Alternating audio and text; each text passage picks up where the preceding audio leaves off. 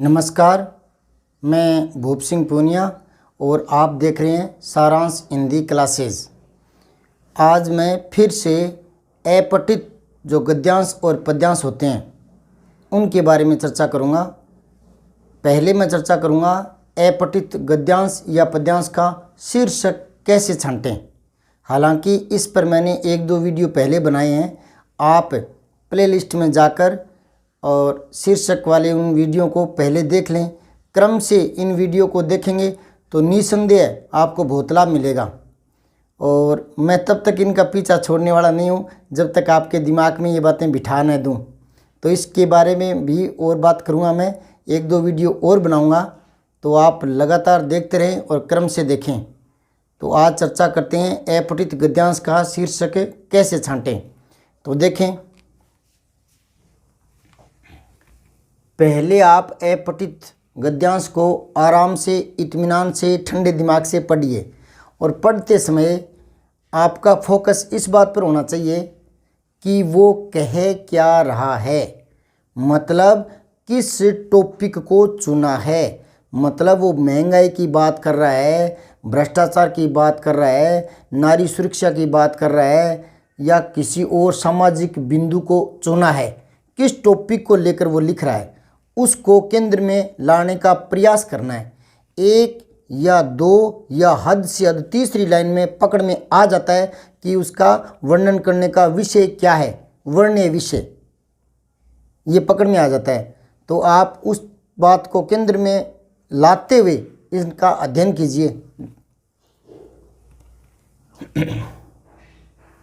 भारतीय नारी बलिदान, साहस, शक्ति तथा सेवा की सजीव मूर्ति है।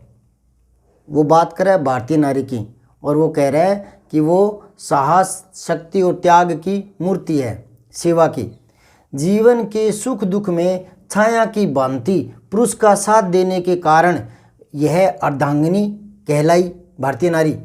जीवन के सुख दुख में छाया की भांति पुरुष का साथ देने के कारण, मतलब वो पुरुष के साथ रहती है सुख या दुख में, इसलिए उसको अर्धांगिनी कहते हैं। अब ये आराम से पढ़ना है और जैसा मैं दोबारा बोल बोल कर रहा हूँ ना, वैसे आपको इसको खुद ही दोबारा पढ़कर देखना है और खुद ही प्रश्न बनाना है। तो यहाँ इस तरह से पढ़ोगे जैसे मैं पढ़ रहा हूँ तो आपके अपने आप ही दिमाग में आएगा कि यहाँ एक प्रश्न भी बन गया। क्या प्रश्न बना कि नारी को अर्धांगिनी क्यों कहा गया है।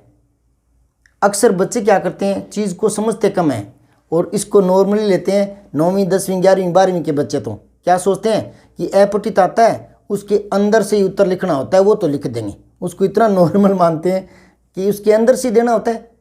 अब वो क्या करते हैं, उसको सीरियस नहीं पढ़ते, उसमें वर्ण विषय क्या है उस पर फोकस नहीं करते वो।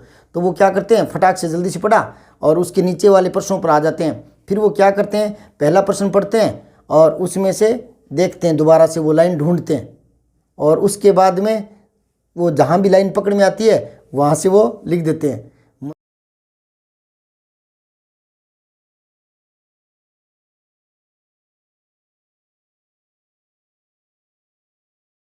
मतलब उसका जो पूछने का जो व्यू है वो स्पष्ट है कि नहीं है, वो भी उसमें क्लियर नहीं होता। वो तो ज्यों की त्यों लेखक की ही भाषा को नीचे उतार देता है।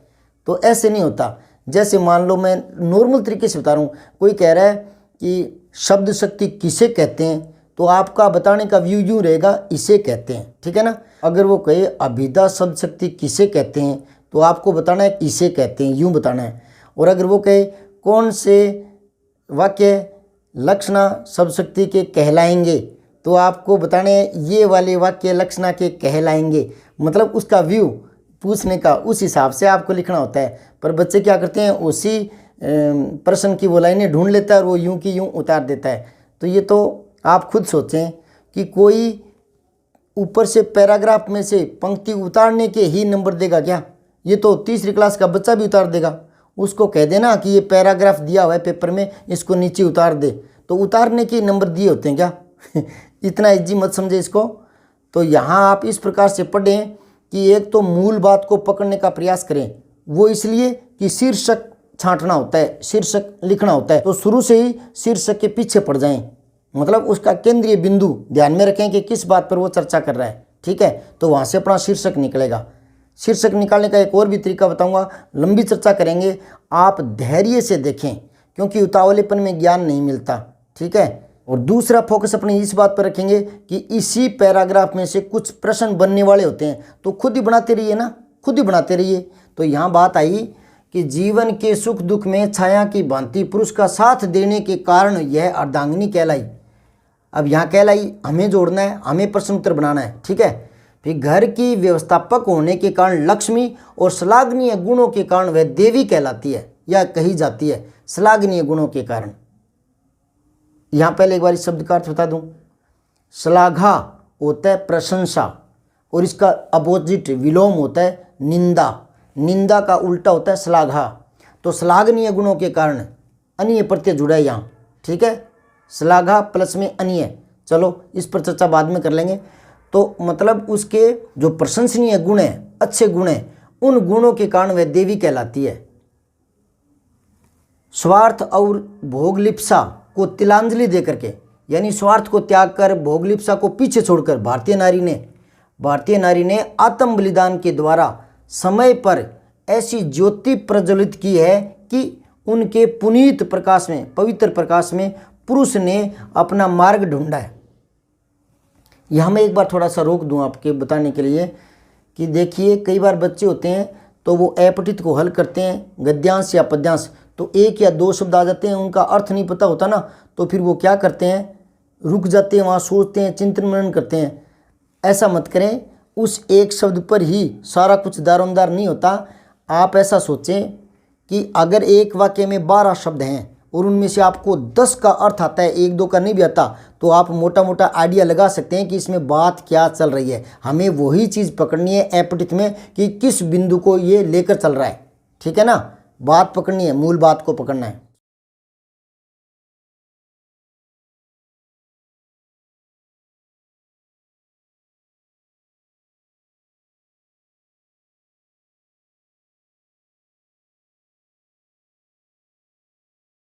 समझ में आई बात है। तो एक या दो शब्द नहीं आते तो वहाँ रुका मत करें, टेंशन मत पाला करें दिमाग में। ये सोचें कि अगर एक वाक्य में 10 शब्द हैं और मुझे 9 के अर्थ आ रहे हैं, एक का अर्थ नहीं आ रहा, तो भी हम समझ जाते हैं, मोटा मोटे समझ जाते हैं ना।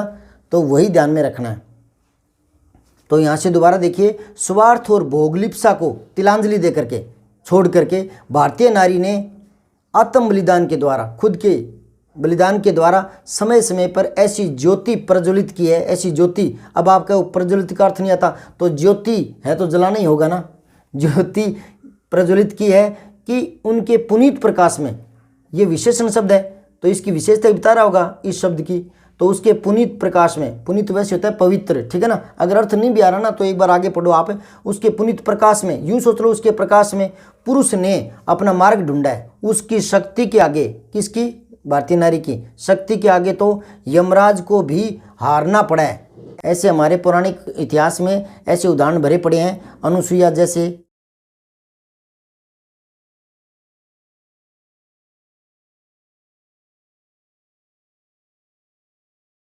आप समझते हैं। तो कह रहे हैं उसकी शक्ति के आगे तो यमराज को भी हारना पड़ा है। नारी का सम्मान करके ही पुरुष का जीवन कुसुम सुवासित होता है। सुवासित का मतलब होता है सुगंधित, कुसुम होता है फूल, फूलों की तरह सुगंधित हुआ है पुरुष का जीवन नारी का सम्मान करके ही। भारतीय संस्कृति के अनुसार जहाँ नारी का सम्मान होता है वहाँ देवता निवास करते हैं। एक बार पढ़ लीजिए, अब फिर से पढ़िए। अपठित को कम से कम 2 बार पढ़िए, तब जा करके उसका केंद्रीय भाव आप पकड़ पाएंगे, ठीक है। आलस मत कीजिए, ज़्यादा समय खराब नहीं होता। आप अगर सोचते हो कि 2 बार पढ़ने से समय खराब होता है तो नहीं होता, बल्कि ज़्यादा क्लियरिटी आती है और जल्दी उत्तर होते हैं। क्यों? क्योंकि आप एक बार ही पढ़ते सीधे प्रश्नों पर आते हैं। नीचे 4-5 प्रश्न होते हैं, फिर उन प्रश्नों को एक प्रश्न पढ़ोगे, फिर इसमें से ढूंढने का प्रयास करोगे, फिर दूसरा पढ़ोगे, उसमें ज़्यादा टाइम लगता है। पहले इसकी सारी बातें दिमाग में ले आओ, उसके बाद दिमाग में जो बातें आई है उसके हिसाब से उत्तर लिखने होते हैं। और बच्चे क्या सोचते हैं कि इसमें से देने होते हैं। अरे इसमें से तो देने होते हैं, पर इसमें जो बात चल रही है ना उसको पहले दिमाग में लाओ, उसके बाद उसका उत्तर लिखना शुरू करो। पर बच्चे सोचते हैं कि इस पैराग्राफ में है, देखते हैं, ढूंढते हैं कोई लाइन और उठा करके उत्तर में रख देते हैं। तो इस प्रवृत्ति से बचें। अब एक बार दोबारा पढ़ रहा हूँ मैं इसको। भारतीय नारी बलिदान, साहस, शक्ति और सेवा की सजीव मूर्ति है। जीवन के सुख दुख में छाया की भांति पुरुष का साथ देने के कारण तो अर्धांगिनी और घर की व्यवस्थापिका होने के कारण या व्यवस्था करने के कारण लक्ष्मी और श्लाघनीय गुणों के कारण वह देवी कही जाती है। स्वार्थ और भोगलिप्सा को तिलांजलि देकर त्याग करके भारतीय नारी ने आत्म बलिदान के द्वारा समय समय पर ऐसी ज्योति प्रज्वलित की है कि उसके पुनीत प्रकाश में पुरुष ने अपना मार्ग ढूंढा है। उसकी शक्ति के आगे तो यमराज को भी हारना पड़ा है। नारी का सम्मान करके ही पुरुष का जीवन कुसुम सुवासित होता है। नारी का सम्मान करके ही। भारतीय संस्कृति के अनुसार जहाँ नारी का सम्मान होता है वहाँ देवता निवास करते हैं। अब आपके दिमाग में आ गई मोटी मोटी बातें कि यहाँ भारतीय नारी के बारे में बताया गया है, उसके गुणों के बारे में बताया गया है। ठीक है, अब यहाँ शीर्षक पर चर्चा करते हैं। मेन बात है, ध्यान से सुनिए। पहली बात तो मैंने पिछले वीडियो में बताया है, शीर्षक में 3 गुण होते हैं। एक तो शीर्षक संक्षिप्त होता है, छोटा, ठीक है। दूसरा सारयुक्त, और सारयुक्त को कहते हैं सटीक। और तीसरा जो गुण है वो है आकर्षक भी होना चाहिए। संक्षिप्त, सारयुक्त और आकर्षक, ये 3 बड़े गुण हैं, ठीक है, शीर्षक के। तो यहाँ हम सबसे पहले मूल बात की ओर जाते हैं कि किस बात की चर्चा की जा रही है। तो यहाँ आपके दिमाग में जो भी शीर्षक बन रहे हैं एक बार उनको लिख लीजिए रफ कॉपी पर। जितने भी शीर्षक इसके दिमाग में आपके आ रहे हैं उनको लिख लीजिए आप, ठीक है। ये मैं कर रहा हूँ अभ्यास करने के लिए। अपठित को कैसे सीखते हैं, कैसे हल करते हैं, जल्दी हो इसके लिए क्या करें। तो पहले 10-15 अपठित को करके देखें, हल करके देखें, कैसे हल करते हैं वो मैं करके बताऊँगा। 3-4 गद्य के, 3-4 पद्य के कराऊंगा और वीडियो लंबा बनेगा, या अगले वीडियो में बताऊंगा। तो आप 3-4 गद्य और 3-4 पद्य वाली वीडियो ज़रूर देखना। उससे के हिसाब से मैं आपको समझा दूंगा कि थोड़ी सी मेहनत करें। अपठित को यूं ही फॉर्मेलिटी वाली प्रश्न मत माने। और कंपटीशन की बात अगर करें, रीट है, भले ही पटवारी, ग्राम सेवक, कोई भी परीक्षा है, उसमें भी ये आपका अभ्यास किया हुआ बहुत काम आएगा। आप अपठित में अभ्यास करें उसको हल करने का, ठीक है। नॉर्मली मत माने इनको कि पढ़ करके उत्तर देना उसमें से, उसमें गलत हो जाता है। और कंपटीशन में तो एक प्रश्न गलत हुआ आप हजारों से नीचे आ जाते हैं। कंपटीशन में तो पॉइंटों में सिलेक्शन चलता है, इस बात को हल्के में मत लें। तो जितने भी वीडियो बना रहा हूँ सारे देखें, लाभ मिलेगा बहुत सारा। हो सकता है मैं 1-2 पद को ढंग से व्याख्यात न कर पाऊँ, लेकिन 3-4 बार करके बताऊँगा तो आपके जहन में आ जाएगी बात कि यस ऐसे करते हैं, ठीक है। तो आप पहले कोई भी आपके पास व्याकरण होगी या कोई भी छोटे बच्चे 9वीं 10वीं 11वीं के, तो संजीव या एक्सीलेंट पासबुक होगी, उसमें आपके अपठित दिए होते हैं। तो आप एक बार उसको पढ़ें और 2 बार पढ़ें, भले ही 3 बार पढ़ें। अब बच्चे कहते टाइम लगता है, अरे अभी परीक्षा थोड़ी है, महीना 1.5 महीना पढ़ा है ना, तो अभी आप 2-3 बार पढ़ें, 4 बार पढ़ लें। तो उससे क्या है, क्यों पढ़ते हैं 3-4 बार? क्योंकि केंद्रीय भाव को पकड़ना सीख जाओगे आप। और जितना ज़्यादा अभ्यास आप कर लोगे, 10-15 अपठित करके देखोगे, तो फिर क्या है कि इतना अभ्यास हो जाएगा कि परीक्षा में सिर्फ 1 ही बार पढ़ना पड़ेगा, या ज़्यादा करे तो 2 बार बस, फिर 3-4 बार नहीं पढ़ना पड़ेगा। तो वो 3-4 बार पढ़ने की अभी कह रहा हूँ, क्योंकि कुछ किए भी नहीं तो जय जयकार नहीं होती ना। कुछ अभ्यास करना पड़ेगा, कुछ मेहनत करनी पड़ेगी, तपना पड़ेगा। कुंदन वही बनेगा आग में जो तपेगा। तो पहले तपना सीखें। तो अभी मैंने आपको क्या बताया, इस पैराग्राफ को पढ़ करके आप इसके शीर्षक लिखिए। मान लो आपके दिमाग में जो जो शीर्षक आ रहे हैं वो मैं एक बार लिख देता हूँ, हो सकता है इसी प्रकार के शीर्षक आपके दिमाग में आएंगे। तो आपने लिखा नारी, इसका शीर्षक। दूसरा आपने छांट लिया नारी के गुण। तीसरा आपके दिमाग में है भारतीय नारी। चौथा आया नारी पुरुष में अंतर, क्योंकि एक बार पुरुष का भी आया था यहाँ जिक्र। तीसरा चौथा जो भी आपका शीर्षक आएगा, नारी दुर्गा का रूप, क्योंकि इसमें कई गुण ऐसे बताए गए थे, तो ये भी शीर्षक दिमाग में आए। नारी एक देवी के रूप में, कुछ बच्चे इस प्रकार का भी शीर्षक बना देते हैं। भारतीय नारी के गुण। अब इनमें से ये देखिए कि सटीक कौन सा है, शीर्षक सटीक होना चाहिए। अब संक्षिप्त होना चाहिए। संक्षिप्त की बात करें तो इन सारों में संक्षिप्त तो यही है, छोटा। कहते हैं ना शीर्षक छोटा होता है, तो छोटा तो यही है, लेकिन छोटा होने के साथ साथ वो सटीक भी होना चाहिए। सटीक मतलब मूल बात को केंद्रित करते हुए वो होना चाहिए। अब वो भी तरीका बताऊंगा सटीक कौन सा होता है, या इनमें से कौन सा सही छांटें 4 में से। मैंने तो कई लिख दिए, 4 में से छांटने होते हैं एग्जाम में, उनमें से कैसे छांटें, तो उसका एक बहुत ही सटीक तरीका बता रहा हूँ आपको, ध्यान से सुनना। जितने भी आपने शीर्षक लिख लिए, अब आप ऐसा करो, जो पढ़ा है उन बातों को भूल जाओ 2 मिनट के लिए, और फिर आप ये सोचो कि ये शीर्षक पकड़ लो, चलो ठीक है। अब आप मन में एक प्रश्न लाओ कि मुझे किसी ने नारी शीर्षक दिया है और इस पर मुझे 15-20 वाक्य लिखने हैं। अब आप सोचो, नारी आपको टॉपिक दे दे, ये नारी, इसके ऊपर निबंध लिख, छोटा सा 10 वाक्यों का, 15 वाक्यों का, 20 वाक्यों का, है ना, यानी इस पर 20 वाक्य लिख रहे, तो आप नारी पर 20 वाक्य क्या लिखेंगे, सोचो, रफ कॉपी पर लिख के देखो, शुरुआत करो एक बार ऐसे ही। क्या लिखेंगे आप नारी पर? मैं कह रहा हूं, नारी इतना बड़ा व्यापक विषय है कि इस विषय पर आप कुछ भी लिख सकते हो, कितना भी व्यापकता से वर्णन कर सकते हो, कोई भी बिंदु छू सकते हो, नारी से संबंधित कुछ भी बातें आप लिख सकते हो। लेकिन यहाँ इतनी व्यापकता है नहीं, यहाँ कुछ बातें पकड़ी है।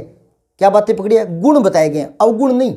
और नारी लिखोगे तो नारी में तो आप गुण भी लिख सकते हो, अवगुण भी लिख सकते हो, और नारी के बढ़ते चरण भी लिख सकते हो, और नारी की कुछ ऐसी घटनाएं हैं जो इतिहास में अशोभनीय मानी गई है, तो उनको भी आप लिख सकते हो। नारी तो बहुत व्यापक विषय है, कुछ भी लिख सकते हो। लेकिन यहाँ ऐसा कुछ भी नहीं है ना, यहाँ तो सिर्फ गुण बताए हैं, तो ये तो आपका नहीं हुआ। अब आप लिखोगे नारी के गुण, हाँ नारी के गुण इसमें बताए हैं, लेकिन थोड़ा सा और थोड़ा इसको खोलो, नारी के गुण, नारी फिर भी व्यापक विषय है, तो नारी तो इंग्लैंड की भी नारी है, अमेरिका वाली भी तो नारी है ना तो शहर की नारी, गांव की नारी, भारतीय नारी, विदेशी नारी, तो नारी व्यापक विषय है। अब इसमें ज़्यादा बात किसकी गई है? भारतीय नारी की बात की गई है, उसी के गुण बताए गए हैं, इंग्लैंड की नारी के गुण नहीं बताए गए, तो आप इसको भी छोड़िए। फिर भारतीय नारी, अब भारतीय नारी ये टॉपिक मिल जाए आपको, इन बातों को भूलो और सोच लो कि मुझे भारतीय नारी पर 20 वाक्य लिखने। भारतीय नारी पर क्या क्या लिखोगे? भारतीय नारी पर किस किस नारी के उदाहरण दोगे और उसके बारे में पक्ष में लिखोगे या विपक्ष में लिखोगे? क्योंकि भारतीय नारी के तो पक्ष में भी आप लिख सकते हैं, विपक्ष में भी, दोनों चीज़ भी आ सकती है। ये तो व्यापक विषय फिर बन गया। अब देखो आप, नारी पुरुष में अंतर, इतना ज़्यादा इसमें कोई अंतर नहीं बताया गया, इसको तो छोड़िए आप। फिर है नारी दुर्गा का रूप, ये दुर्गा की बात कहीं थोड़ी बहुत आपको झलक मिली होगी, लेकिन ऐसा नहीं है कि इन पैराग्राफ में नारी को दुर्गा के रूप में बताया गया है, ऐसा ज़्यादा इसमें है नहीं।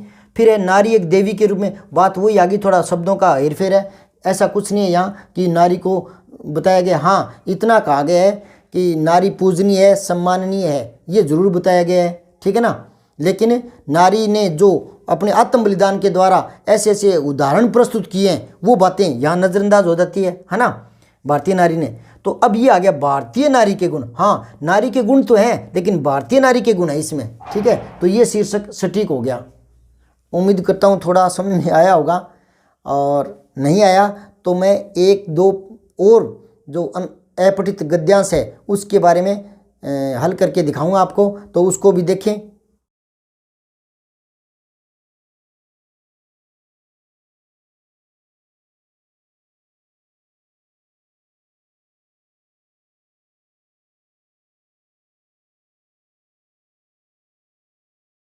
सब्सक्राइब करके बेल आइकन ज़रूर दबाएं।